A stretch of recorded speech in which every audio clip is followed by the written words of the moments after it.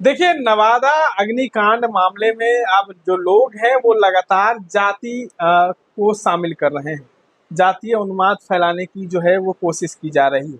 लगातार कोई कह रहा है कि यादव जाति ने इन तमाम लोगों का घर जलाया है, तो कोई कह रहा है पासवान जाति ने, तो कोई कह रहा है कि मांझी समाज के लोग खुद ही अपने घरों को जलाकर जो है तमाम जमीनों पर कब्जा करना चाहते हैं। इन तमाम मुद्दे पर चर्चा करने के लिए हमारे साथ पूर्व आईपीएस अमिताभ दास जी हैं। कैसे देखते हैं जो नवादा अग्निकांड हुआ है उसको जातीय रंग देने की कोशिश की जा रही है? देखिए, जातीय रंग तो बिहार का ऐसा दुर्भाग्य है कि कुछ भी हो जाए तो लोग उसको जातीय रंग दे देते हैं।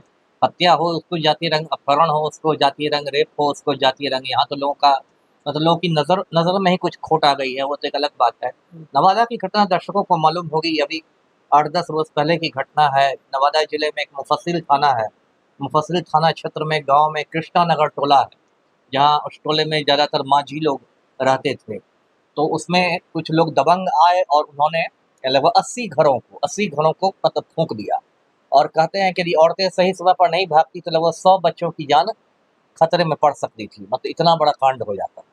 जब ये खबर फैली कि दबंग लोगों ने किया है, तो बिहार के संदर्भ में दबंगों का मतलब लोग समझते हैं या तो अगड़ी जाति के लोग होंगे, भूमिहार राजपूत, या फिर यादव लोग होंगे, जो एक बिहार की एक ये है छवि है। लेकिन बाद में खबर आई कि जो दबंग थे वो भी दलित ही थे, वो पासवान समुदाय के थे। और उसमें नंदू पासवान का नाम खास से आया उन दबंगों का नेता के रूप में, जिसकी गिरफ्तारी भी हुई है। अब इसको लेके राजनीतिक बयानबाजी शुरू हुई जो होती है। जो केंद्रीय मंत्री हैं जीतन राम मांझी, जिनकी जाति के लोगों के घर जलाए गए, उन्होंने बैठे बैठे कह दिया कि यादवों का काम है, राजद के गुंडे हैं। जो बहुत, मैं इसको गैर जिम्मेदाराना बयान मानता हूँ। जब आपको पूरी बात नहीं मालूम है, पूरे तथ्य नहीं मालूम है, तो कोई आप एक जिम्मेदार पद पर बैठे हुए केंद्र सरकार में मंत्री है, तो आपको कुछ शगुफा नहीं छोड़ देना चाहिए। इससे समाज में वैमनस्यता बढ़ती है। अब चिराग पासवान को देखिए, यदि दलितों के मकान ऐसे जलते तब तो चिराग पासवान अब तक छाती पीटते हुए पहुंच गए रहते। लेकिन जब उनको पता चला कि उन्हीं की जाति के नंदू पासवान का ये काम है, तो चिराग पासवान की भी बोलती बंद हो गई।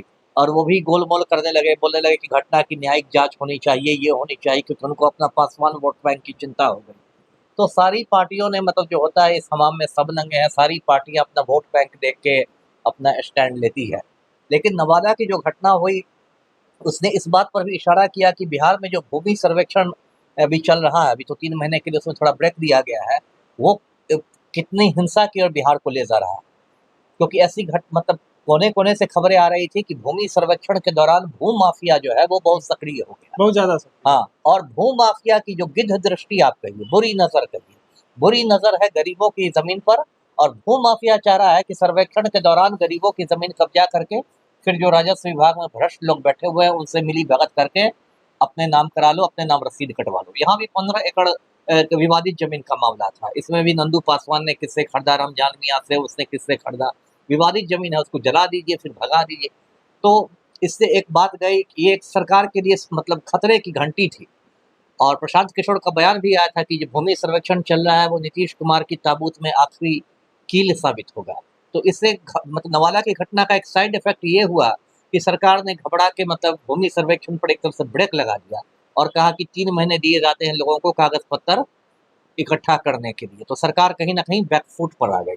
तो यही नवादा की घटना है, लेकिन जो हुआ है वो कई दुर्भाग्यपूर्ण लोग हुआ है। कह रहे हैं कि नंदू पासवान की जमीन थी, मांझी समाज ने उसे जो है हथिया लिया था, इसलिए नंदू पासवान कई दिनों से कोर्ट में केस चल रहा था, जो कोर्ट का फैसला जो था वो नंदू पासवान के पक्ष में आने वाला था। तो कई लोग जो है मांझी समाज के लोग जो है वो अपना घर खुद ही जला के जो है उसको फंसाने की कोशिश की। ये सूत्रों के अनुसार से जो खबरें नहीं, आ रही ये हैं। तो खैर मुझे दूर की कौड़ी लगती है। होने को तो कुछ हो सकता है, लेकिन मुझे ऐसा नहीं लगता है कि खुद लोग घर लेकिन जला कोई भी देंगे। 35 आदमी 35 घर खुद को कैसे जला हाँ, लेगा, ये भी ये सवाल बात खड़ा होता मतलब है। हजम नहीं हो रही कि 80-80 घर लोगों ने खुद जला लिया हो। ये तो लगता है नंदू पासवान के वकीलों ने उसको पट्टी पढ़ाई है कि भाई कुछ ऐसी स्टोरी बनाओ जिससे कि तुमको केस में फ़ायदा हो जाए। वकीलों ने पट्टी पढ़ाई होगी।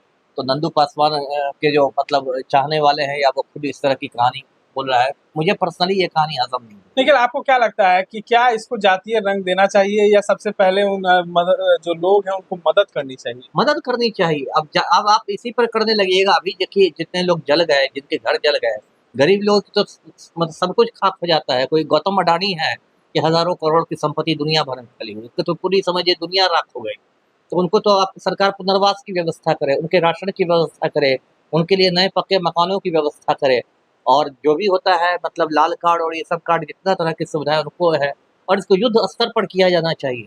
पलटू राम ने सो बैठक भी की, लेकिन मुझे कोई उम्मीद नहीं है कि ये युद्ध स्तर पर होगा। सरकार इंतजार करती है मामला ठंडा होने का, जहां मामला ठंडा हो जाता है तो सरकार फिर किसी दूसरे काम में लग जाती बैकफुट है, पे चले आती है। भूल जाती है उसको जी। चलिए देखिए, आपने सुना कि किस तरीके से नवादा जो अग्निकांड है मामला है, जातीय रंग कोई ना दे, क्योंकि जातीय रंग से बिहार को काफी नुकसान होता है और जो लोग हैं जिनके घर जल गए हैं वो लोग खुद परेशान हैं। इस तरह के तमाम अपडेट्स के लिए बने रहें।